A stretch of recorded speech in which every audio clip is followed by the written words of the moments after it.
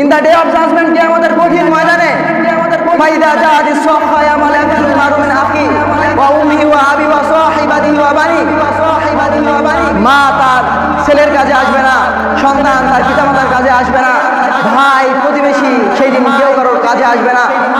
হযরত আদম আলাইহিস সালাম থেকে শুরু করে হযরত ঈসা আলাইহিস সালাম পর্যন্ত পূর্ব পশ্চিম উত্তর দক্ষিণ সব জায়গায় মানুষ শুধু ইয়া নাফসি বলে চিৎকার করতে থাকবে। সেদিন আল্লাহ আরশের ছায়া ছাড়া আর কোনো ছায়া থাকবে না। সেদিন কারোর মধ্যে কোনো পার্থক্য থাকবে না। There is no difference between black and white, between poor section and the society and the rich section of the society, between the member of the parliament and the rickshaw পোলার।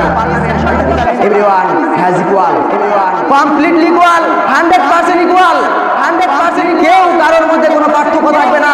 প্রধানমন্ত্রী যেখানে থাকবে, একজন রিক্সা চালাবো সেই জায়গায় থাকবে, উঁচু নিচু ধনী গরিব কখনো কারোর মধ্যে পার্থক্য থাকবে না। সূর্য যখন মাথার নিকটে চলে আসবে সেই সময় জান্নাতের একটা দরজা আছে, ওই দরজার নাম হলো কি? রায়ান নামক দরজা। তখন ফেরেশতারা ডাকবে যে কারা সিয়াম পালন করেছে উঠে দাঁড়াও। তখন তারা উঠে দাঁড়াবে, তখন তাদেরকে প্রবেশ করানো হবে। সুবহানাল্লাহ, সুবহানাল্লাহ। সবাই যখন প্রবেশ করানো শেষ, ঠিক ওই মুহূর্তে দরজা আটকিয়ে দেওয়া হবে, আর অন্য কেউ প্রবেশ করতে পারবে না। এত ফজিলত, এত গুরুত্ব। আল্লাহ নবী সাল্লাল্লাহু আলাইহি ওয়াসাল্লাম বলেছেন, যেই ব্যক্তি এক মাস সিয়াম সাধনা করলো, ঈদুল ফিতরের দিনে সালাত আদায় করলো, সেই ব্যক্তি সালাত আদায় শেষ করার যাওয়ার সময় নিষ্পাপ মাসুম বাচ্চা নাই হয়ে গেল। সুবহানাল্লাহ, সুবহানাল্লাহ।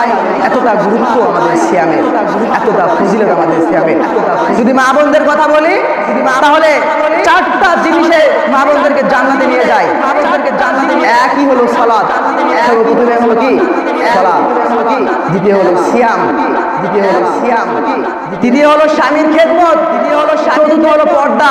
এই চারটা যদি মা বোনেরা কখনো ভাবে আদায় করতে পারে, আল্লাহ রাসূল সাল্লাল্লাহু আলাইহি ওয়াসাল্লাম বলেছেন যে তাদের জিম্মেদার, জান্নাতের জিম্মেদারি আমি হয়ে গেলাম। সুবহানাল্লাহ, সুবহানাল্লাহ। সিয়াম এতটা গুরুত্বপূর্ণ একটা আমল ছিল।